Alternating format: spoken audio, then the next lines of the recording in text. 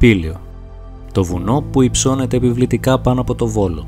Ένα μέρος που οι αρχαίοι Έλληνες το εμπλούτησαν με τη μυθολογία, με ήρωες και μυθικά πλάσματα, τους κεντάβρους. Ένα μέρος όπου η φύση οργιάζει και δημιουργεί έντονες αντιθέσεις με καταπράσινα πυκνά δάση, αμμουδερές παραλίες και απόκρεπνα ακρογιάλια που ξεπετάγονται μέσα από βράχους. Με πανέμορφα χωριά, χτισμένα με τη γνωστή πηλιορίτικη αρχιτεκτονική που τα διαπερνάνε τρεχούμενα νερά από αμέτρητες πηγές. Και με ένα δίκτυο στενών ορεινών δρόμων, περιπατητικά μονοπάτια και μια σιδηροδρομική γραμμή που είναι η ζωντανή ιστορία αυτού του βουνού.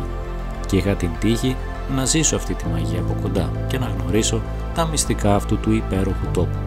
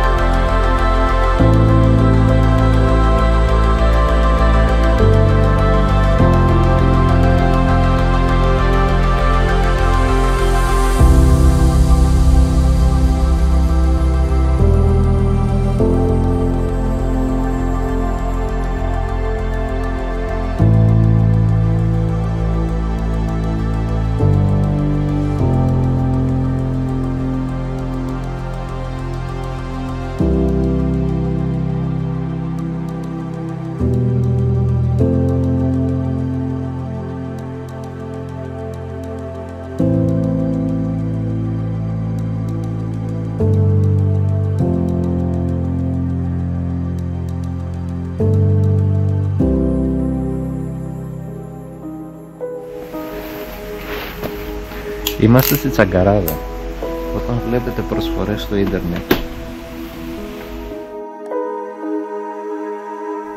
Το Πήλιο είναι ένα μέρος για όλες τις εποχές, ήρεμο και γραφικό την άνοιξη, αλλά ταυτόχρονα και με μια άγρια ομορφιά το χειμώνα. Παρότι ο καιρός την πρώτη μέρα θύμισε κάτι από χειμώνα, η βροχή δεν θα μπορούσε να σταθεί εμπόδιο στο στόχο μας. Θα κάνουμε το γύρο όλου του βουνού, θα δούμε από κοντά τα πανέμορφα χωριά του, θα δοκιμάσουμε την κουζίνα της περιοχής και θα περπατήσουμε σε μέρη γεμάτα παραμυθένια ομορφιά και απίστευτη ιστορία. Η περιπλάνησή μας ξεκίνησε από ένα εκ των πιο όμορφων και γνωστών χωριών, τη Τσαγκαράδα. Μπορεί το ξενοδοχείο να ήταν κατώτερο των βασικών προσδοκιών μας, κάτι που δικαιολογούσε και την πολύ χαμηλή τιμή, αλλά αυτό δεν μας άλλαξε καθόλου τη διάθεση για ένα καλό πρωινό στο κέντρο της Τσαγκαράδας. Η Τσαγκαράδα θα είναι η αφετηρία μας και ταυτόχρονα ο τελικός προορισμός, αφού η διαδρομή που θα ακολουθήσουμε για να γνωρίσουμε το Πήλιο θα είναι κυκλική και θα καλύψει ένα πολύ μεγάλο ποσοστό του πιο δημοφιλούς τμήματός του. Οπότε αφήσαμε για το τέλος την εξερεύνησή της και ξεκινήσαμε μέσα σε ένα χειμωνιάτικο σκηνικό να κινηθούμε νότια.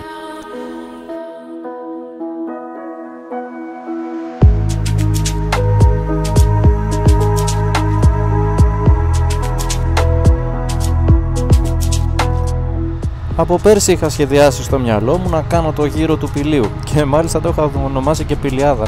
Είναι ένα μέρος που έχω έρθει οικογενειακός όταν ακόμα ήμουν πολύ μικρός, έχω έρθει και πιο πρόσφατα, αλλά αυτή τη φορά ήρθα ειδικά για να πείσω και τον τελευταίο που δεν έχει έρθει στο Πήλιο ότι δεν έχει δει ένα από τα ομορφότερα μέρη στην Ελλάδα.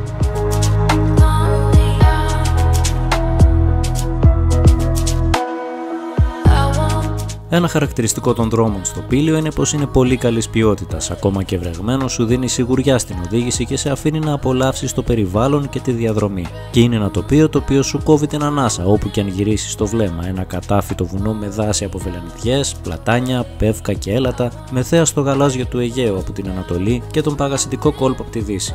Και κάθε λίγα χιλιόμετρα σε περιμένει ένα χωριό χτισμένο με τη διάσημη πέτρα του Πηλίου.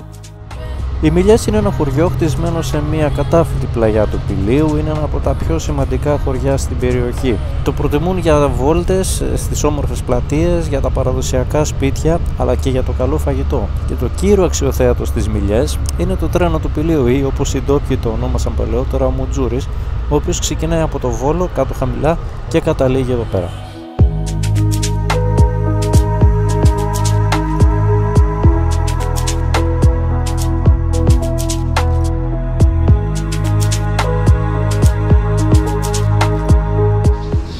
Πάμε να δούμε και την πλατεία Μιλέου.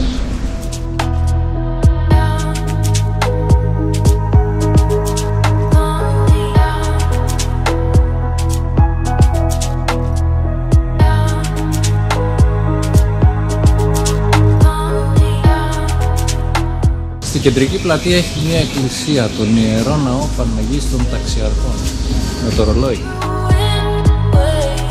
Στην άκρη του χωριού, σε μια μικρή απόσταση από την πλατεία, βρίσκεται ένα από τα πιο ιστορικά σημεία του Πηλίου. Εδώ λοιπόν στις Μιλιές καταλήγει ο θρυλικός Μουτζούρης. Ξεκίνησε το 1894 και έφτασε εδώ πάνω το 1900 και το 1985 ανακηρύχθηκε σαν μνημείο. Αποτέλεσε το μοναδικό μέσο μαζικής μεταφοράς ανθρώπων και προϊόντων, γι' αυτό και συνετέλεσε ιδιαίτερα στην ανάπτυξη του Πηλίου. Αν έχετε το χρόνο, κάντε αυτή τη διαδρομή, είναι πάρα πολύ ωραία. Εμείς δεν τον έχουμε δυστυχώς, αλλά θα ήθελα πάρα πολύ να το κάνουμε.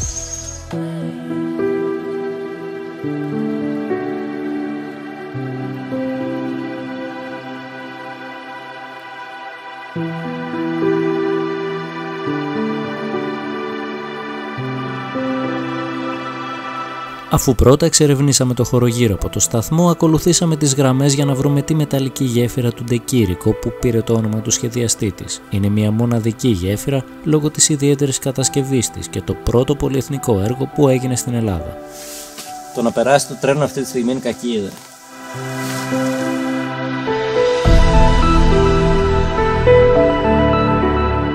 Βρήκαμε και τη γέφυρα.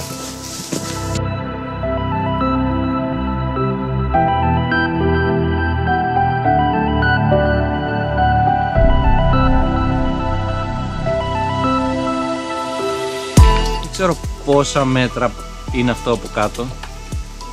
Πάρα πολλά πάντως.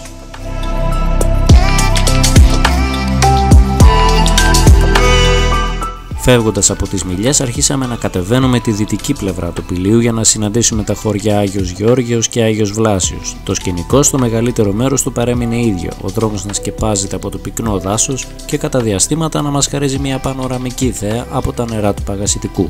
Αποφασίσαμε να μην σταματήσουμε στα χωριά αυτά ώστε να έχουμε το χρόνο να δούμε καλύτερα άλλα μέρη που είχαμε προαποφασίσει. Σίγουρα πάντως το κάθε χωριό έχει τη δική του ξεχωριστή ομορφιά.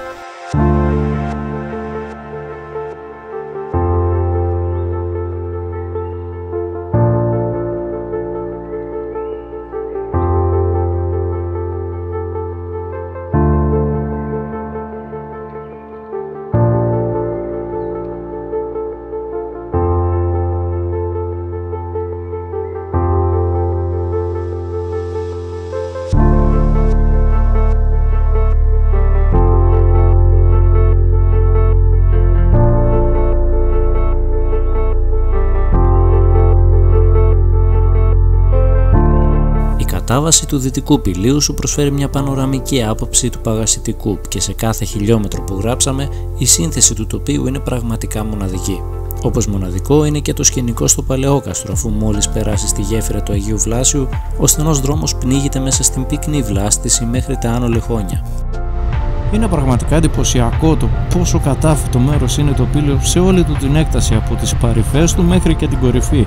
Και δυστυχώς δεν μπορώ να σας μεταφέρω τις μυρωδιές του δάσους και αυτή την αίσθηση του καθαρού αέρα, αλλά βλέποντας αυτές τις εικόνες πιστεύω πως μπορείτε να φανταστείτε πόσο δροσερά θα είναι εδώ το καλοκαίρι.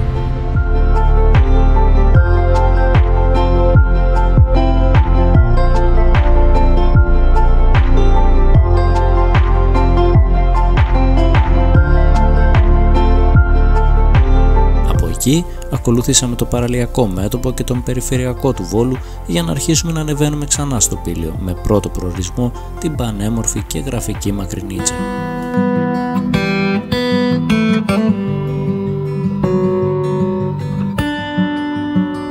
Το 1934 ο Ελευθέριος Βενιζέλος, μετά από μια επίσκεψή του στη Μακρινίτσα, τη χαρακτήρισε ως το μπαλκόνι του Πηλίου.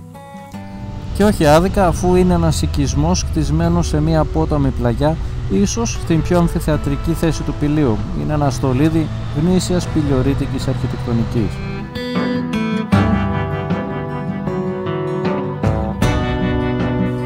Ανεβαίνοντας το δρόμο, περάσαμε πρώτα από τον Άνω Βόλο. Ο Άνω Βόλος μπορεί να μπερδέψει αρκετούς λόγω του ονοματός του, αλλά δεν είναι κάποια συνοικία της ομώνυμης πόλης. Είναι ένας παραδοσιακός οικισμός που αποτελείται από συνοικίες και αποτελεί το πέρασμα από τη σύγχρονη πόλη του Βόλου στο Πήλιο. Ρε μπουμπούνα, μέχρι του δρόμου. Γιατί? Έτσι.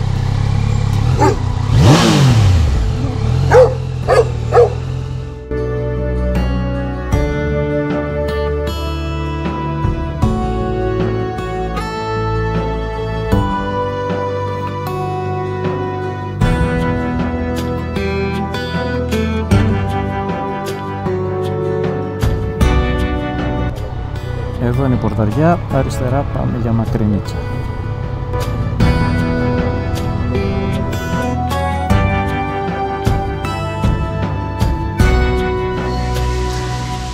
Κεντρική πλατεία Μακρινίτσας. Για πάμε να δούμε. Είμαστε παντού, είμαστε λέλαπα, είμαστε σόι, δεν... Η Μακρινίτσα είναι ένα από τα ομορφότερα χωριά του Πηλίου και ξεχωρίζει για τη μοναδική παραδοσιακή αρχιτεκτονική της. Κεντρικό της σημείο φυσικά η μεγάλη πλατεία, σημείο συνάντησης για ντόπιους και επισκέπτες. Περπατώντας στα καλτερίμια της θα βρείτε πέρα από τα παραδοσιακά σπίτια, αιωνόβια πλατάνια, την εκκλησία του Αγίου Ιωάννου, πολλά μικρά μαγαζάκια και όλα αυτά με φόντο τη φοβερή θέα προς το Βόλο. Η αλήθεια είναι πως η Μακρινίτσα σε μαγεύει από το πρώτο κιόλας λεπτό. Το πρώτο σπίτι με το τελευταίο πάνω έχουν γύρω στα 400 μέτρα υψομετρική διαφορά. Και υπάρχει και παλιά εννοούνταν, λέει, με ένα καλντερίμι το οποίο ξεκινούσε από την πλατεία και ανέβαινε μέχρι πάνω από την εκκλησία.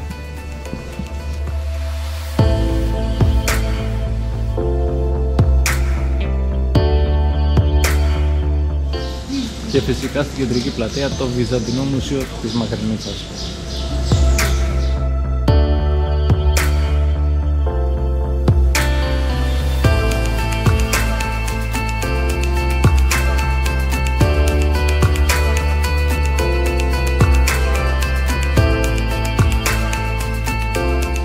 Υπάρχει ένας λόγος που το λένε το μπαλκόνι του Πηλίου.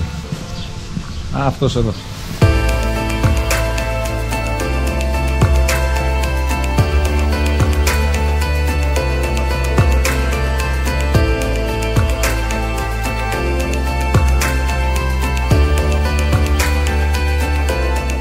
Και η τοπική κουζίνα πλούσια, σπιτικές πίτες, γλυκά ταψιού, σπιτσοφάγια, υπέροχα πράγματα.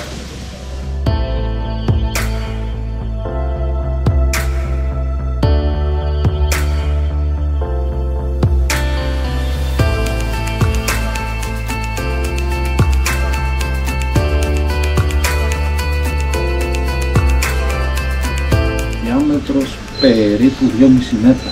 Ύψος, άστο.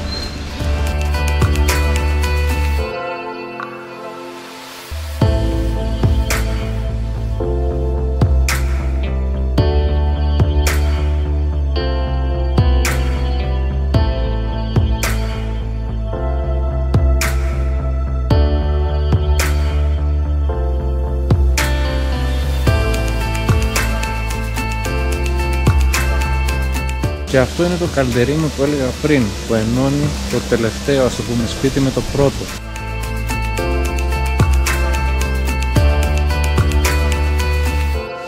Την ερωτεύεσαι τη Μακρινίτσα. Την ερωτεύεσαι.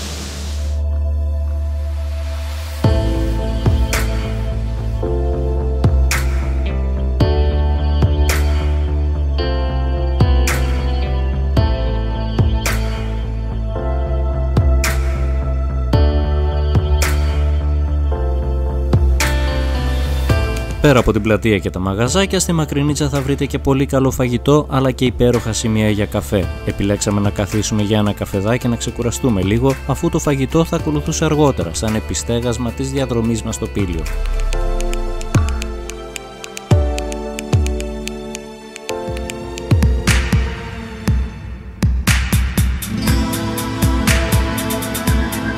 Με τον καιρό πλέον να είναι καθαρός και με τη θερμοκρασία να ανεβαίνει σταδιακά, ξεκινήσαμε για ακόμα ψηλότερα σε ένα από τα πιο γνωστά χειμερινά σημεία της περιοχής. Για να φτάσουμε εκεί, είχαμε το προνόμιο να απολαύσουμε για ακόμα μια φορά τη φύση στο δρόμο μας.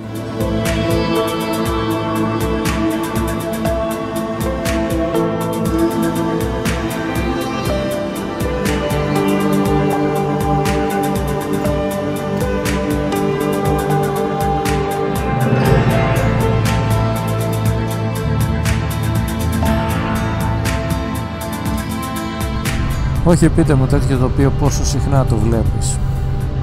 Είναι απλά πανέμορφα εδώ πάνω.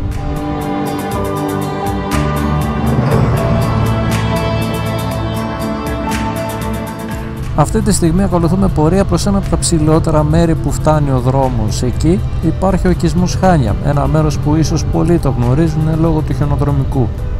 Φυσικά αυτή την εποχή δεν λειτουργεί αφού δεν υπάρχει χιόνι, αλλά αυτό δεν σημαίνει πως το μέρος χάνει από τη μαγεία του. Όσο απολάμβανα τη βόλτα μου, άλλο τόσο ανυπομονούσα να περάσω στην ανατολική πλαγιά του βουνού. Στο μυαλό μου είχα τα μέρη που μας περίμεναν να γνωρίσουμε και μια διαφορετική πλευρά, γεμάτη καλοκαίρι, ιστορία αλλά και περιπέτεια.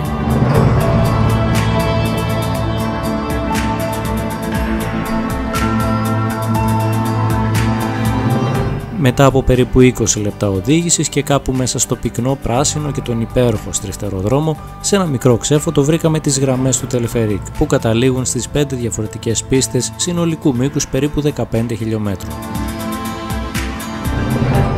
Αρκεί να το φανταστείς αυτό το μέρος με χιόνι και κόσμο, Αν ανεβείτε μέχρι το χωριό, εκεί θα βρείτε αρκετά καταλύματα, ταβέρνες και καφετέριες. Και από προσωπική εμπειρία, μην παραλείψετε να δοκιμάσετε τη φασολάδα με το κόκκινο πιπέρι και το παραδοσιακό σπετζοφάι. Το Πύλο δεν είναι μόνο γραφικά χωριά και δρόμοι μέσα στο πράσινο, αλλά είναι και παραλίες με καταγάλανα νερά. Είτε από τη μεριά του Παγασιτικού είτε από τη μεριά του Αιγαίου υπάρχουν πολλοί παραθαλάσσιοι οικισμοί με αμμουδερές παραλίες. Αρκετοί έρχονται για Σαββατοκύριακο ή ακόμα και για τις ημέρες των διακοπών τους. Και φυσικά υπάρχουν και μικρά διαμαντάκια, έτσι κολπίσκοι, όχι τόσο γνωστοί, που είναι βγαλμένοι από παραμύθι με βράχους και τυρκουάζ νερά. Πριν από 3 χρόνια είχα βρεθεί στον Άγιο Ιωάννη για μερικές ημέρες και λέω να περάσουμε μια βόλτα και από εκεί να σας τον δείξω.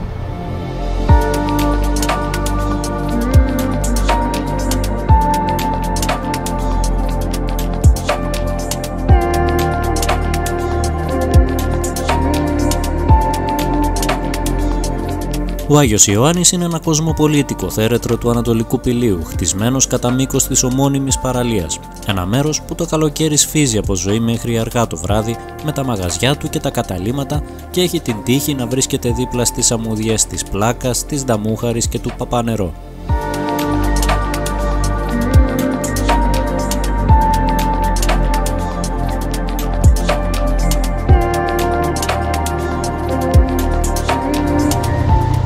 Από αυτή τη γέφυρα περνά στην παραλία Παπανερό. Όσοι έρθετε για μπανάκι να την προτιμήσετε. Έχει και παγωμένες μπύρες από όσο θυμάμαι.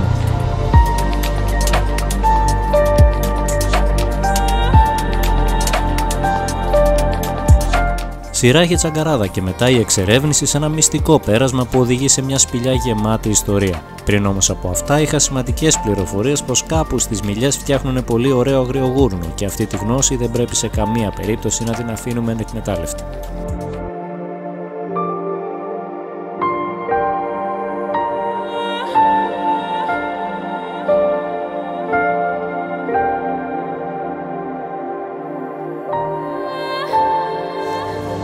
Και φτεδάκια από αγριογούρνο. Άλλο.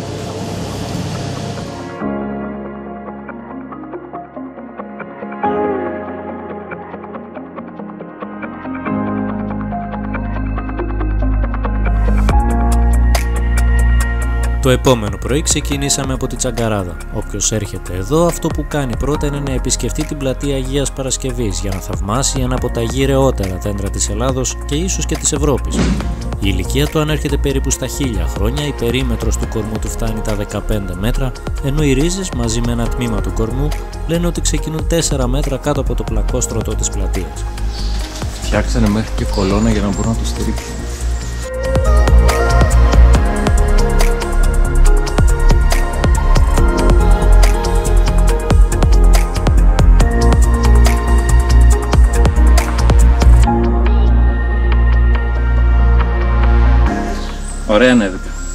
κατέβω. Και για να καταλάβετε το μέγεθος αυτού του δέντρου,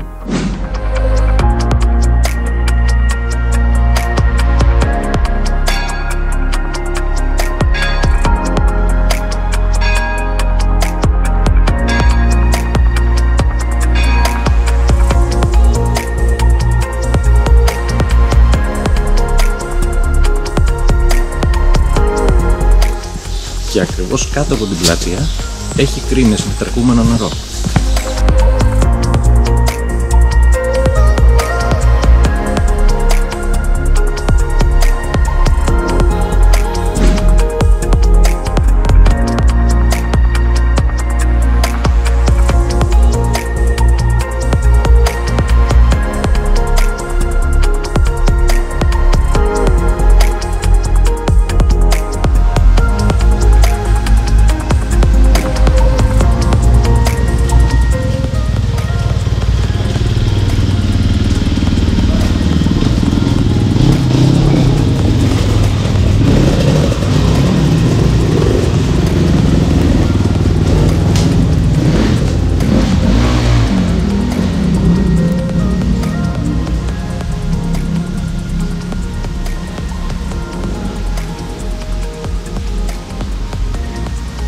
Εντάξει.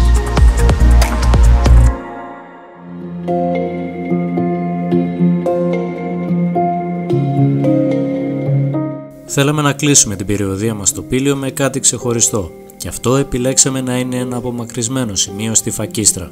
Το ταξίδι μας θα ολοκληρωνόταν με ένα ταξίδι πίσω στο χρόνο και την ιστορία.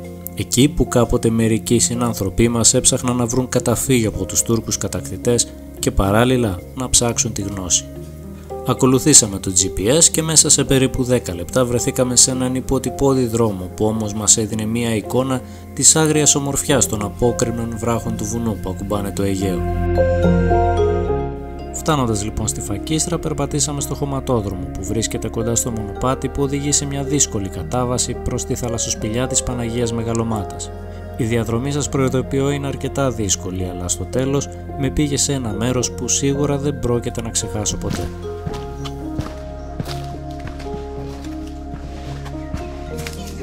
Δεν υπάρχει άλλος δρόμος. Αυτό είναι. Ένας και μοναδικός. Μάλιστα. Ναι.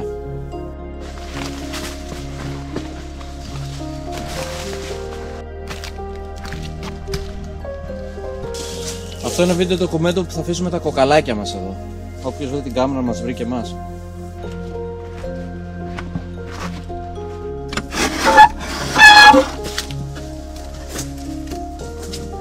Σαν να ανοίγεις τις αρχές πύλες Αιγύπτου. Θα βγει τώρα η μούμια από εδώ.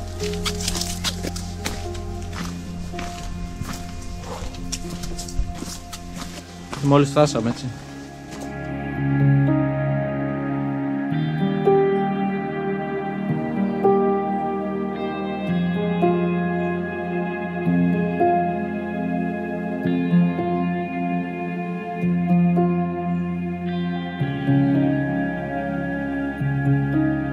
Και αυτή εδώ είναι η θαλασσοσπηλιά της Παναγίας της Μεγαλομάτας. Και ένα χώρο, το κρυφό σχολείο που θα δούμε τώρα, στον οποίο μέσα κάνανε μάθημα. Οι τύποι κάνανε αυτή τη διαδρομή για να μάθουν γράμματα. Και έχεις τώρα τα μικρά που γκρινιάζουν ότι δεν θέλουν να πάνε σχολείο.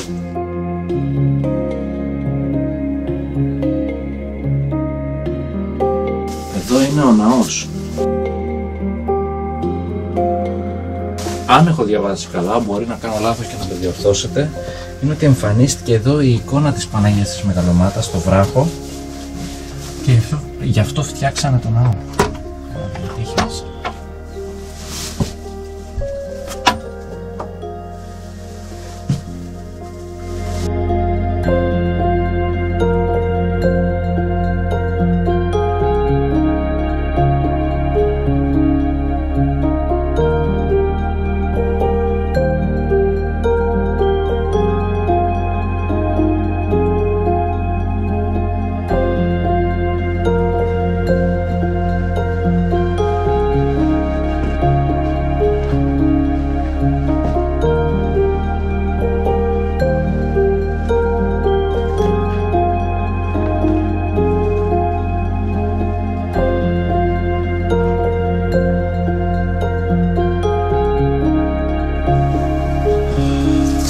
απλά μένεις με το στόμα ανοιχτό.